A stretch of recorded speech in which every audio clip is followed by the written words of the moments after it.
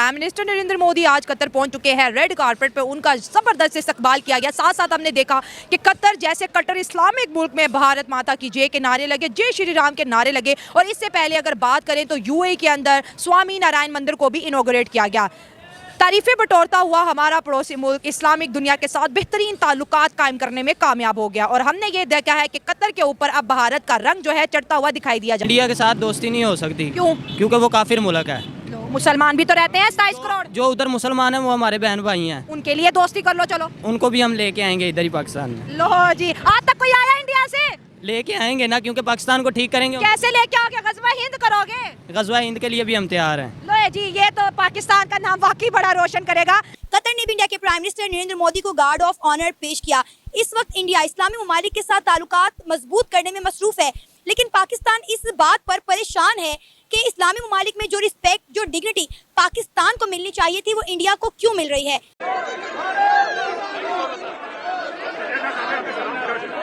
मोदी ने अपनी और इंडिया की ऐसी पर्सनैलिटी बना दी है कि दुनिया की कोई भी कंट्री है वो उनसे बात करने के लिए मरे जा रहे हैं कि यार हमसे बात करें। रशिया ने आई थिंक सो के मोदी को इनवाइट किया था, आप हमारे कंट्री, और मोदी ने वो ऑफर रिजेक्ट कर दी। 2014 के बाद अब 2024 में ये दूसरा दौरा है प्राइम मिनिस्टर मोदी का और बहुत ज़बरदस्त तरीके से वहाँ पर उनका स्वागत किया गया है, वेलकम किया गया है। भारत माता की जय के, जय श्री राम के कतर में नारे बुलंद किए गए हैं। प्राइम मिनिस्टर मोदी को जब वेलकम, मुसलमान नरेंद्र मोदी को बहुत ज्यादा पसंद करते हैं और एज ए मुसलमान करते हैं, बहुत ज्यादा करते हैं। मैं खुद कह रहा हूँ, मैं नरेंद्र मोदी को, मैं उनकी जो स्ट्रगल है मैं उसको देख के बहुत ज़्यादा पसंद करता हूँ। एक चाय वाले से जो एक प्राइम मिनिस्टर बने हैं, मैं उनकी स्ट्रगल को देख के वो बहुत ज़्यादा पसंद करता हूँ। मैं कभी तो उनको देख के मोटिवेट भी होता हूँ।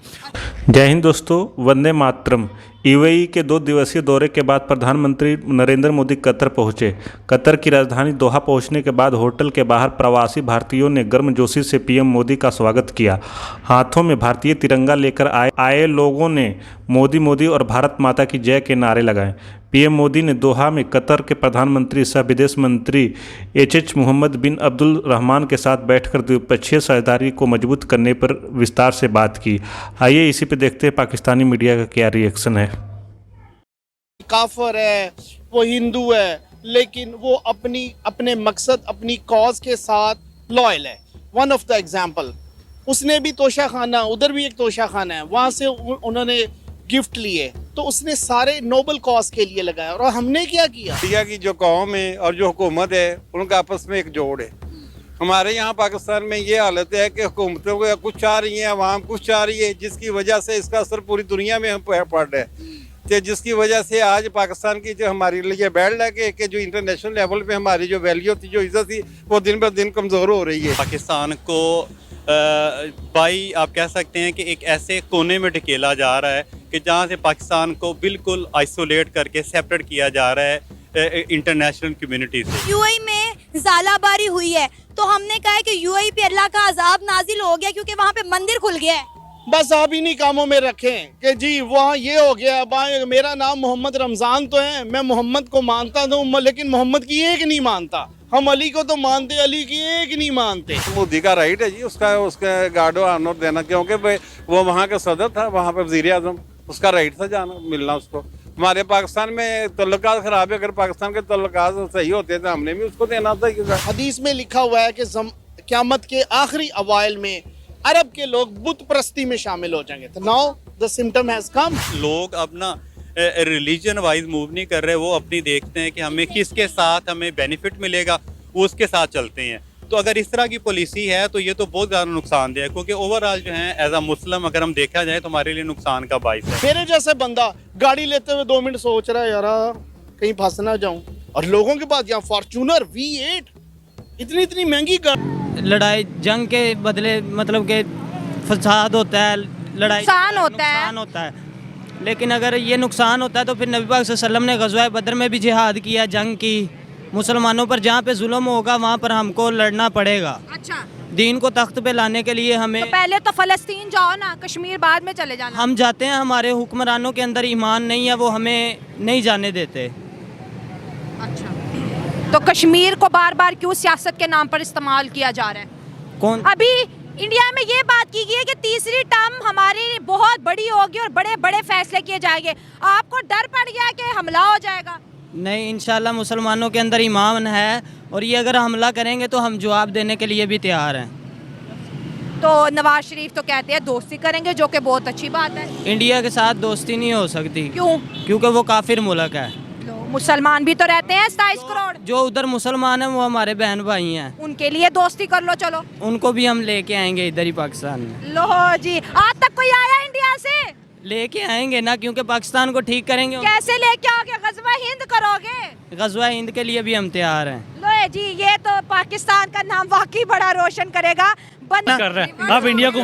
अब इंडिया को आते कहाँ से कहाँ पे अपने मुल्क को लेके आ गए हैं। उनकी टेक्नोलॉजी में देख लो आप, एलोन मस्क दुनिया का सबसे अमीर तरीन इंसान है, उसको उसने कहा है कि भाई वहाँ पे जाके आप अपनी प्रोडक्शन करो, तो फिर जाके हमारे मुल्क में अपनी सेल आउट चीज़ें करो, जो भी वो गाड़ियाँ वगैरह बनाते हैं। उसके बाद टेस्ला इंपोर्ट नहीं की, टेस्ला को मैन्युफैक्चरिंग करवाया इंडिया में। बिल्कुल, टेस्ला को मैन्युफैक्चरिंग कराया। उसके बाद सबसे ज़्यादा अहम चीज़, वो मेड इन इंडिया के ऊपर सबसे ज़्यादा फोकस कर रहे हैं। अपने जितने भी एंटरप्रेन्योर हैं उनको वो फैसिलिटी प्रोवाइड कर रहे हैं, और वो हर चीज़ के ऊपर दुनिया के ऊपर छाए जा रहे हैं। इंडिया वाले जिस जगह पे आप देख लो, चाहे चंद्रयान किधर चला गया, उसके बाद वो क्या क्या टेक्नोलॉजी लेके आ रहे हैं। और आपने बात की कि रेड कारपेट उनके लिए बिछाया गया और एक तरह की रिस्पेक्ट दी गई। देखें, कतर वाले हमेशा से अच्छी पर्सनालिटी को रिस्पेक्ट देते आए हैं। इकोनॉमी अच्छी होगी, ओवरऑल उसका डिफेंस भी अच्छा रहेगा। सही बात है। और स्ट्रेटेजिक डेप्थ जो है किसी कंट्री की, जबरदस्त। वो भी बहुत अच्छी रहती है अगर इकोनॉमी स्ट्रॉन्ग होती है किसी मुल्क की, क्योंकि वो इन्वेस्ट करते हैं। इंडिया वाले जिस मुल्क में भी जाएंगे, इंडिया वाले सराहे जाएंगे, क्योंकि उनका मोदी जो है वो पूरी दुनिया में इस टाइम एक बेहतरीन लीडर के तौर पे सामने आ रहा है। क्योंकि जिस तरह उसने अपने मुल्क को 10 साल के अंदर कन्वर्ट करके रख दिया, पूरी दुनिया उसकी मिसालें देती है। आप अंबानी की देख लें, अंबानी उनका पूरी दुनिया में अमीर तरीन इंसान है, वो उसकी मिसालें देता है कि भाई मोदी है तो मुमकिन है, मोदी है तो सब कुछ कर सकता है।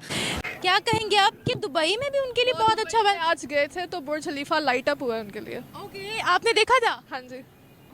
तो कैसा लगा? आप कतर में भी बहुत अच्छा उनका वेलकम किया गया है। इस्लामिक कंट्रीज में जिस तरीके से उनको वैल्यू किया जाता है, क्या कहोगे? ऑब्वियसली उनको किया जाएगा। इंडिया इटसेल्फ एक बहुत बड़ा एक कंट्री है, मतलब उनका जीडीपी बहुत राइज कर रहा है। वो एक बहुत इंडस्ट्री की भी, बहुत इंडस्ट्री में भी वो बहुत आगे जा रहे हैं। इकोनॉमी उनकी बहुत स्ट्रॉन्ग है, तो ऑब्वियसली उनको वो इज़्ज़त देंगे, बिकॉज उनका बिजनेस भी उनके साथ है। मतलब आपने फॉरेन पॉलिसी अपनी देख कर ही एडजस्ट करनी होती है। India is capable of having good relations with other, क्योंकि उनकी इकोनॉमी हमसे बहुत बेहतर है, वो हमसे बहुत आगे है। लेकिन उनकी इकोनॉमी हमसे बेहतर हो कैसे गई, या उन्होंने मुस्लिम वर्ल्ड में अपना ट्रस्ट कैसे बिल्ड कर लिया? देखें, ये एक बड़ा डिटेल्ड आंसर है। हाँ, इन शॉर्ट ये कि डेमोक्रेसी आई वुड फील के बहुत इंपॉर्टेंट है।